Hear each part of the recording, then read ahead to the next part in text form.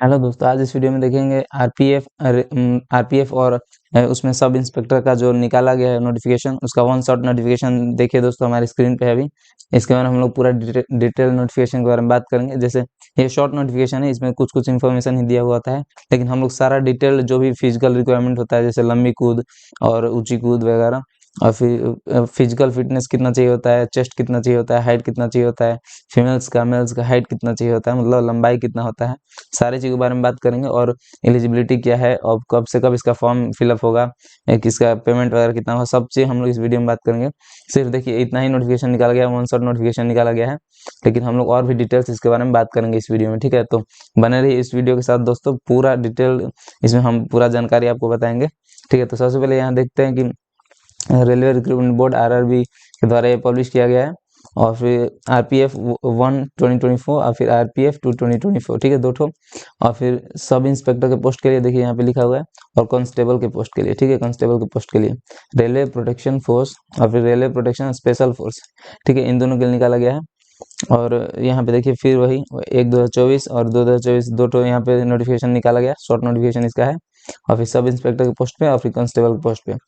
Online मतलब opening date of application 15/4/2024 है, मतलब 15 तारीख अप्रैल में आपका शुरू हो जाएगा, ठीक है। और फिर क्लोजिंग डेट 14/5/2024, मतलब 5वें महीने मई में, मतलब आपका क्लोजिंग डेट हो जाएगा, एप्लीकेशन का डेट खत्म हो जाएगा, ठीक है। शुरुआत 15 तारीख अप्रैल से होना है।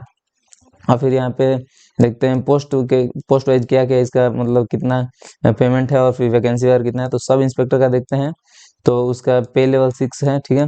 और फिर यहाँ पे आपका इसका एलिजिबिलिटी के लिए ग्रेजुएशन होना चाहिए आपका, ठीक है, किसी भी यूनिवर्सिटी से ग्रेजुएट हो आप। और इसका इनिशियल पेमेंट 35,400 है, ठीक है।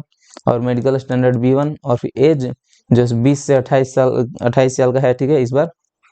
और फिर वैकेंसी मतलब 452 है, 452 पोस्ट पे वैकेंसी इसका है, सब इंस्पेक्टर का, ठीक है।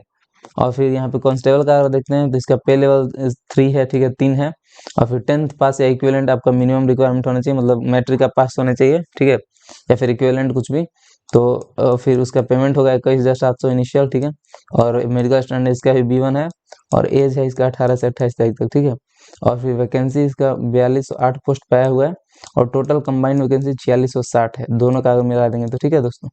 देखिए मतलब 52 8 60, ठीक है, तो 4660 टोटल पोस्ट पे वैकेंसी आया हुआ है, ठीक ठाक मतलब वैकेंसी है दोस्तों।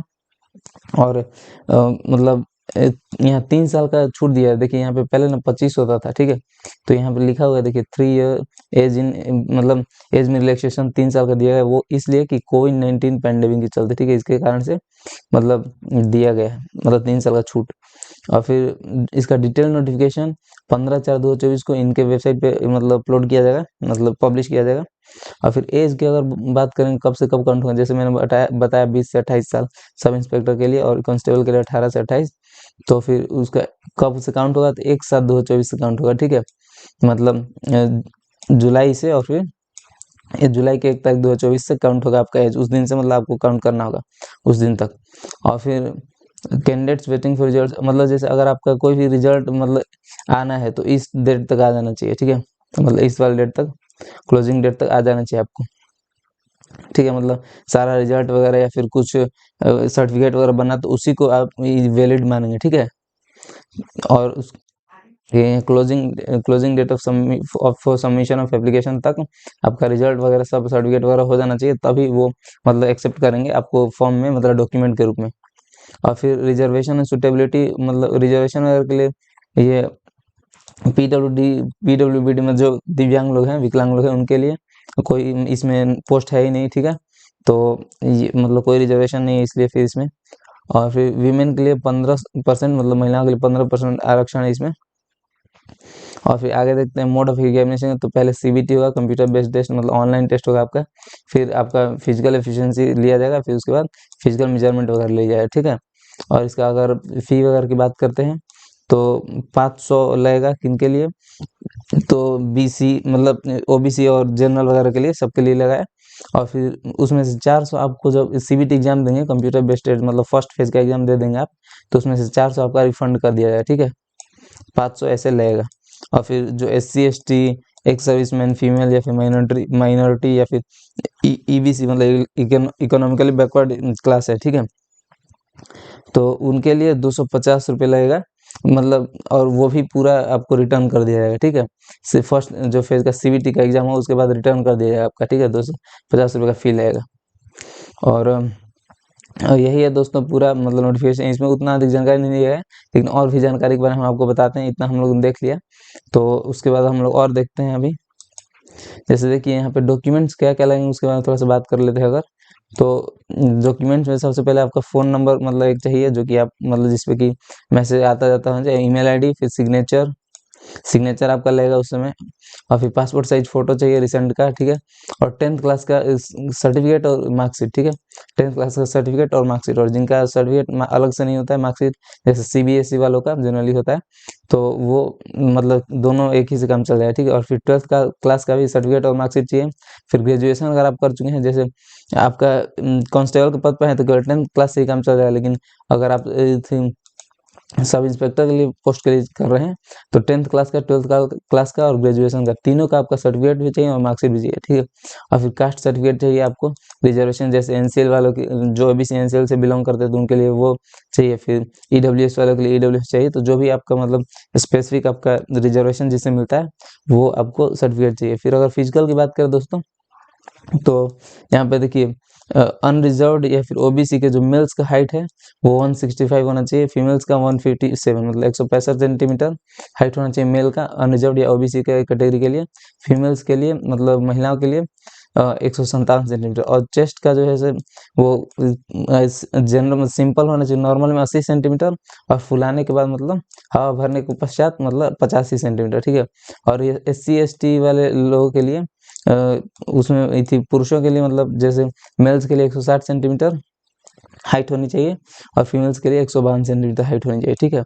और फिर वही चेस्ट का अगर फुला देखेंगे तो 76.2 सेंटीमीटर आपको नॉर्मल होना चाहिए, और 81.2 सेंटीमीटर आपको उसमें हवा भरने के बाद होना चाहिए, ठीक है, फुलाने के बाद।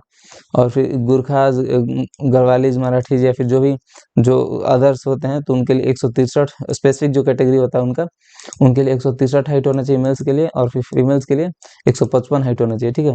और 80 से 85 सेंटीमीटर इनका भी चेस्ट होना चाहिए, मतलब छाती का फुला होना चाहिए, ठीक है। और फिर दोस्तों अगर देखते हैं आगे मतलब मेल्स के लिए, ठीक है। और फिर अगर आगे देखते हैं अब यहाँ पे हम लोग कि रनिंग वगैरह कितना है, लॉन्ग जंप और फिर हाई जंप, लॉन्ग जंप वगैरह कितना है। तो सब इंस्पेक्टर के पोस्ट के लिए जो मेल्स के लिए है तो इसमें 1600 मीटर 6 मिनट 30 सेकंड में, ठीक है। और लॉन्ग जंप 12 फीट का होगा, और हाई जंप 3.9 फीट का, ठीक है। और फीमेल्स के लिए सब इंस्पेक्टर में एएसआई में ही फीमेल्स के लिए 800 मीटर 4 मिनट में, और फिर लॉन्ग जंप 9 फीट का, और हाई जंप 3 फीट का, ठीक है। और कांस्टेबल जो है वो मेल्स के लिए मतलब लड़कों के लिए 1600 मीटर 5 मिनट 45 सेकंड में, ठीक है। 1600 मीटर 5 मिनट 45 सेकंड में, देखिए यहाँ पे लिखा हुआ है। और लॉन्ग जंप 14 फीट, और फिर हाई जंप 4 फीट, ठीक है। और कांस्टेबल कैटेगरी में फीमेल के लिए 800 मीटर 3 मिनट 40 सेकंड में, और फिर लॉन्ग जंप 9 फीट, और फिर हाई जंप 3 फीट होना चाहिए, ठीक है दोस्तों। तो ये मतलब यही सारा लगभग जानकारी है, और सारा मैंने आपको जानकारी यहाँ पे बता दिया आपको। अगर फिर भी आपको कोई प्रॉब्लम हो तो कमेंट्स में ज़रूर पूछिए। और दोस्तों हमारे चैनल को सब्सक्राइब कर लीजिए। इसका फॉर्म जब फिलअप होगा तो उस समय हम लोग ज़रूर इसका वीडियो अपलोड करेंगे। और भी सबसे पहले लेटेस्ट सारे जानकारी प्राप्त करने के लिए हमारे चैनल को सब्सक्राइब कीजिए दोस्तों। थैंक यू दोस्तों।